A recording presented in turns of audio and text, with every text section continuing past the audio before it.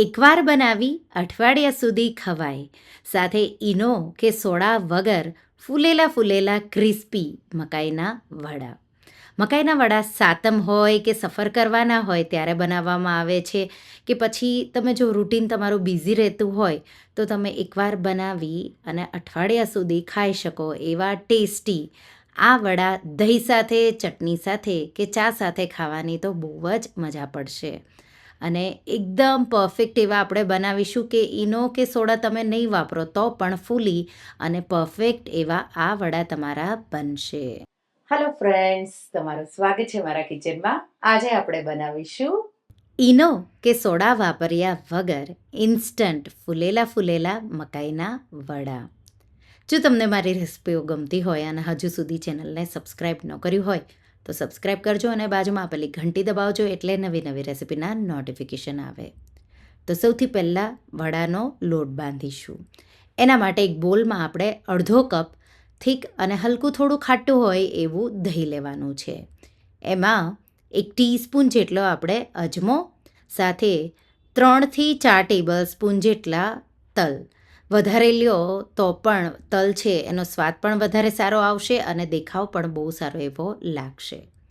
2 teaspoon જેટલી વરિયાળીથી બહુ સારો એવો સ્વાદ આવે છે. અને 3થી 4 ટેબલ સ્પૂન જેટલો ગોળ. ડિપેન્ડ તમને ગળપણ કેવું ભાવે, તમે 2 ટેબલ સ્પૂનથી 4 ટેબલ સ્પૂન વચ્ચે ગોળ ઉમેરી શકો. 1/4 કપ જેટલી કસૂરી મેથી એટલે લીલી સૂકી મેથી ઉમેરીશું. 1/2 ટીસ્પૂન જેટલું મીઠું અને 1/4 ટીસ્પૂન જેટલી હળદર ઉમેરીશું. અને હવે મસાલા હું બધા નથી ઉમેરવાની, એના જગ્યા પર અથાણાનો રસો.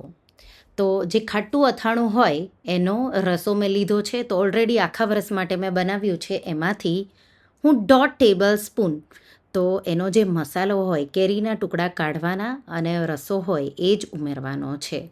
તો 1/2 ટેબલ સ્પૂન જેટલો હું ઉમેરી રહી છું. પણ જો તમારા પાસે ખાટું અથાણાનો રસો ન હોય તો જે અચાર મસાલો આવે છે એ તમે 1 ટેબલ સ્પૂન જેટલો અને અડધો ટેબલ સ્પૂન જેટલું તેલ ઉમેરવાનું. અને તમારે ધાણા જીરું ઉપરથી ઉમેરવું હોય તો ઉમેરી દેવાનું. આ ઓલરેડી આખા વરસનું મસાલો છે, એમાં બધા મસાલા હોય.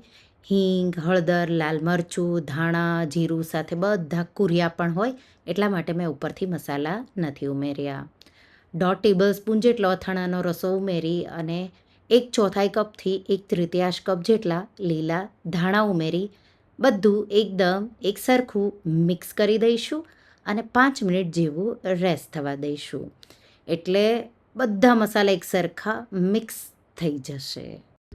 5 મિનિટ પછી અડધો ટેબલ સ્પૂનથી 1 ટેબલ સ્પૂન જેટલી આદુ મરચાંની પેસ્ટ ઉમેરી મિક્સ કરી દઈશું. લસણ ખાતા હોય તો લસણ પણ ઉમેરી શકો.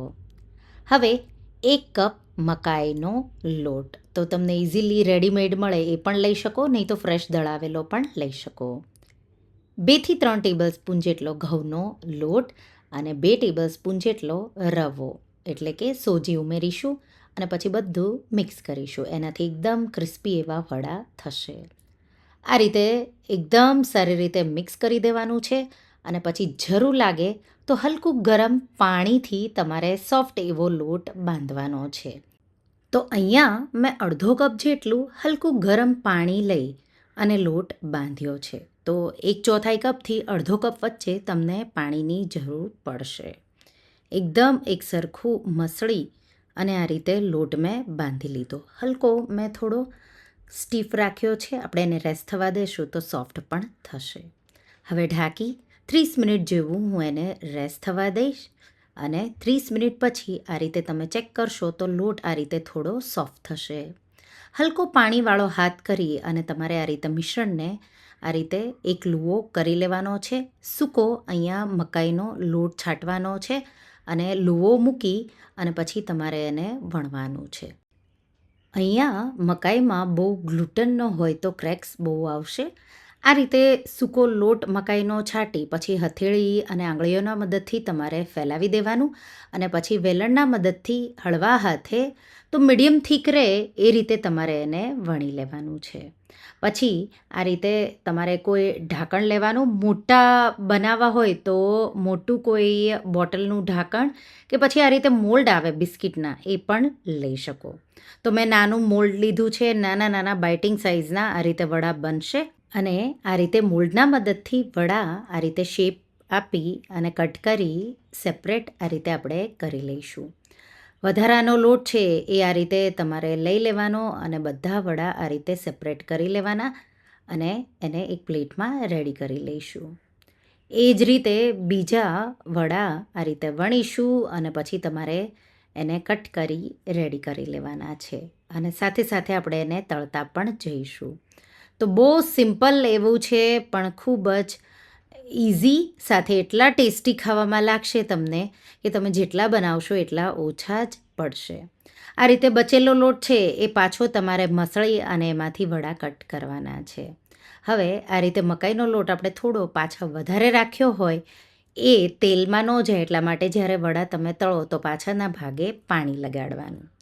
તેલ અહીંયા મેં ગરમ કરી લીધું અને ગેસની ફ્લેમ મીડિયમ કરી લીધી.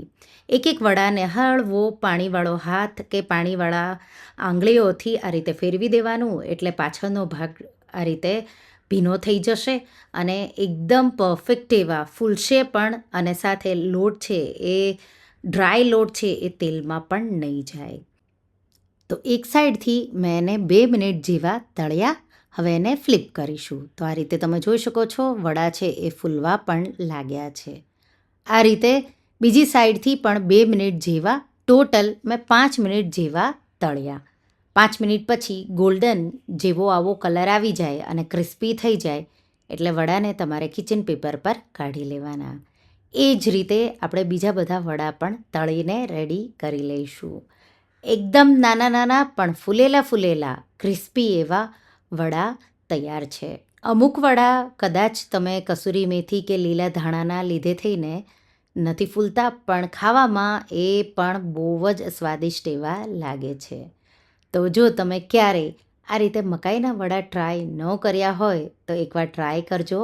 તમે એને ગરમા ગરમ ચટણી સાથે, ચા સાથે કે દહીં સાથે, ગરમા ગરમ તો બહુ સારા લાગે, સાથે તમે ઠંડા પણ 2-3 દિવસ રહીને પણ ખાશો તો પણ બહુ સારા એવા લાગે છે. તો જો તમે ટ્રાવેલ કરવાના હોય કે પછી કોઈ મહેમાનો આવવાના હોય અને તમારે એ દિવસે જો ટાઈમ ન હોય કાંઈ બનાવવાનો નાસ્તો, તો તમે અગાઉથી આગલે દિવસે બનાવીને પણ ફ્રાય કરીને રાખી શકો. સફરમાં લઈ જશો તો 1 અઠવાડિયા સુધી આ વડા બહુ સારા એવા રહેશે.